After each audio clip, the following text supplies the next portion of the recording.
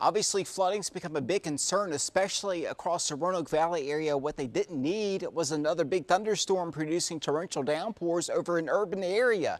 The ground is already saturated. That has nowhere to go. This water and the thunderstorm that popped up earlier on our Wednesday has led to tremendous flooding concerns across that area. So avoid Roanoke City at all costs and get to higher ground in other locations. We're looking at a day tomorrow, which will feature much of the same for our Thursday, waking up to 72, back to the 80s for the afternoon. Numerous showers and heavier thunderstorms in the forecast once again. Now, the National Weather Service, in anticipation of all this, already has flood warnings in effect for the Roanoke City area around the Roanoke River. It's almost an eerily similar situation to what we had last week this time.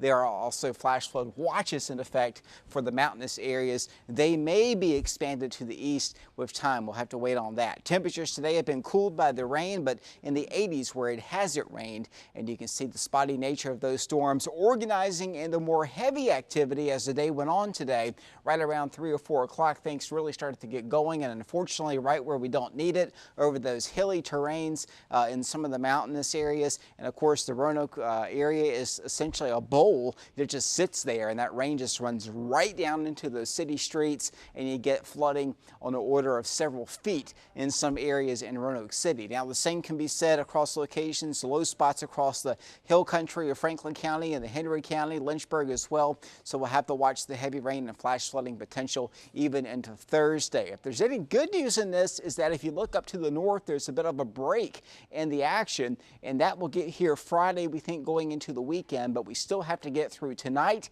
and Thursday first before we can clear all of this tropical air out of here. Speaking of the tropics, Chantal, a tropical storm barely hanging on as it starts to cross some land there. And the National Hurricane Center has that track going up to the north and crossing Cuba, nearing Florida and the East Coast by Saturday morning. Now, here's the thing. If you have plans along the East Coast for the weekend, say from the Outer Banks southward, you're going to want to watch this, not for the wind, but just because of the squally weather associated with it. And we could even have to watch this as well as some moisture that surrounds it. Whether or not it wants to get in here or not, the winds will be kind of veering and moving in from the southeast, and whatever's out there could pose problems into next week. So in the meantime, our futurecast showing you those showers and storms scattered across the area as we go into the day Thursday. A bit of a break in the morning, and we'll need that break, trust me, after everything we've had today. But by the afternoon, more scattered showers and heavier storms get going by 2 o'clock.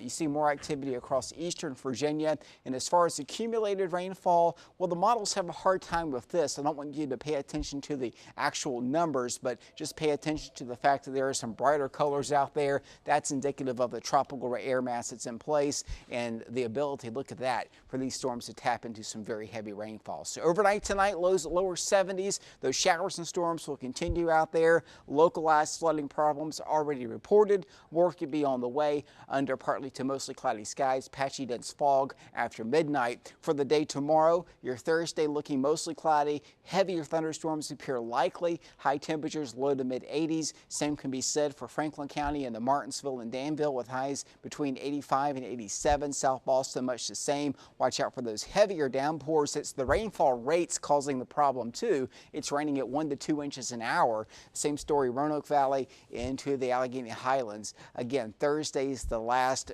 big day that we have to watch. Here's the good news. Look at Friday. We can take a breath. It looks partly cloudy. High temperatures near 84. Cooler weather a little bit for Friday night, down to 62 for Saturday and Sunday. Keeping an isolated threat of some showers and storms in. Of course, whatever Chantal decides to do, whether it dissipates or kind of just sits there over Florida, we'll have to watch that along the coast. And by Monday and Tuesday, unfortunately, more rain in the forecast to start off next work week with highs near 83. But of immediate concern is the flash flooding potential that's already out there in some areas and very fine in the Roanoke Valley tonight.